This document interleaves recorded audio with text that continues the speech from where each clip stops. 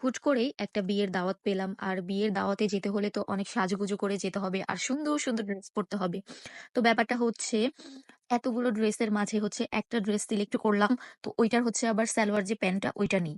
হ্যাঁ, ড্রেসটা কেনার পরে হচ্ছে ওই প্যান্টটা আর কেনা হয়নি। তারপরে চিন্তা করলাম যে তাহলে তো মার্কেটে গিয়ে ড্রেসের প্যান্টটা আনতেই হবে। তারপরে সন্ধ্যার আগে ভাত খেয়ে একটু বের হয়ে পড়লাম যে যাই তাহলে দাওয়াতের যেহেতু বেশি সময় নেই ২ টা দিন আছে। তো আমি হচ্ছে ওই ড্রেসটার সালোয়ারটা কিনেই নিয়ে আসি। তারপরে তো রিক্সা নিয়ে সোজা চলে গেলাম হচ্ছে তালতলা মার্কেটে। আর এর মাঝে হচ্ছে রিক্সাতে বসে আনিকাকেও কল দিয়ে দিয়েছিলাম যাতে ও ওর বাসার নিচে নামে। যেহেতু ও তালতলা মার্কেটের আশেপাশেই থাকে। এরপর আমি আর ভাবি সোজা চলে গেলাম তালতলা মার্কেট। তারপরে হচ্ছে আনিকার বাসার সামনে দাঁড়াতেই কিছুক্ষণ পরেই আনিকা নিচে চলে আসে।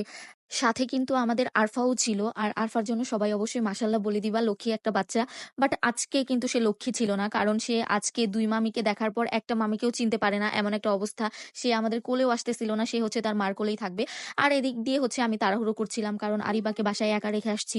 আর আরিবার বাবাও যেহেতু ছিল না, তো মামির কাছে রেখে আসছিলাম আরিবাকে। তো তারপরে এই পাশে হচ্ছে চলে আসলাম আমরা। কারণ হচ্ছে এই পাশে অনেক স্ট্রিট ফুড পাওয়া যায়। তো এখান থেকে হচ্ছে আরিবার বাবার জন্য চাউমিন নিয়ে নিবো। কারণ সে হচ্ছে আমাকে ফোন দিয়ে আগেই বলে দিছে তার জন্য চাউমিন নিয়ে আসতে। আর তারপরে হচ্ছে আমাদের আরো কিছু টুকটাক কেনাকাটা আছে সেগুলো করব। তারপরে হচ্ছে এই যে আমি আমার সালোয়ারটা কিনে নিলাম। তারপরে একটা কসমেটিকের দোকানে চলে গেলাম। কারণ এখান থেকে হচ্ছে আরিবার বাবার জন্য একটা পারফিউম নিবো। আর টুকটাক আমাদের কিছু জিনিসপত্র নিবো। তো আজকের ভিডিও এতটুকু।